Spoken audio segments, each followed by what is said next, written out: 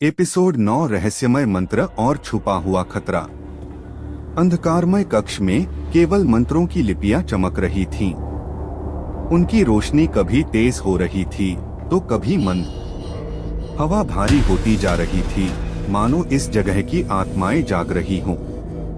अर्जुन, रिया और समीर मंत्र की पहेली को हल करने में लगे थे, लेकिन हर क्षण उनके लिए चुनौतीपूर्ण होता जा रहा था।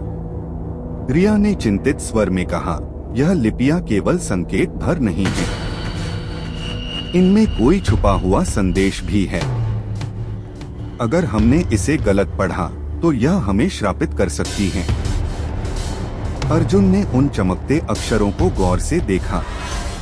यह अक्षर किसी प्राचीन भाषा में हैं, शायद संस्कृत और तंत्र मंत्र की मिलीजुली लिपि। हमें इसे सही क्रम में पढ़ना होगा। समीर ने गहरी सांस ली। और अगर हमने गलत पढ़ा तो? रिया ने अर्जुन की ओर देखा और फिर धीरे से कहा, तो यह जगह हमें हमेशा के लिए निगल सकती है। समीर का चेहरा सख्त हो गया। उसने अर्जुन और रिया की आंखों में देखा। वहां केवल डर नहीं था, बल्कि एक गहरी समझ भी थी। अर्जुन हमेशा नेतृत्व करता था और रिया उस पर पूरी तरह भरोसा करती थी। यह देखकर समीर के भीतर कुछ चटकने लगा, लेकिन उसने इसे अनदेखा किया। अर्जुन ने मंत्र के पहले शब्द पढ़े।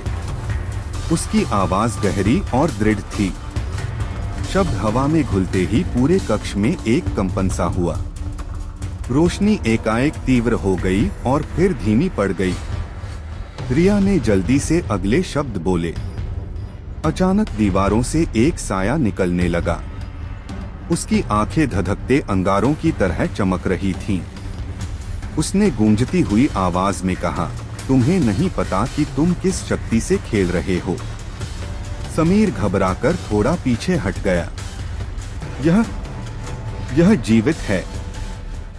अर्जुन ने अपना ध्यान मंत्र पर बनाए रखा। हमें इसे अनदेखा करके मंत्र पूरा करना होगा। डर से यह और ताकतवर हो सकता है। रिया ने अर्जुन का हाथ कसकर पकड़ लिया। अर्जुन ने उसकी ओर देखा और दोनों के बीच अनकहा संवाद बहने लगा। लेकिन इस क्षण को देख समीर के अंदर एक अजीब जलन दौड़ गई। छाया आकृति हवा में अपना कद बढ़ाने लगी। कमरे का तापमान गिरने लगा। अचानक समीर को महसूस हुआ कि कोई उसके कानों में फुसफुसा रहा है।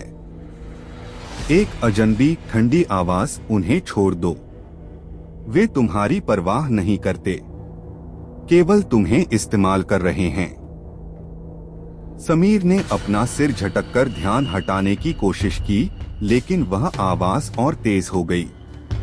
इस बीच अर्जुन और रिया मंत्र का अंतिम शब्द पढ़ने ही वाले थे कि अचानक छाया ने अपने हाथ उठाए और पूरा कक्ष अंधकार में डूब गया।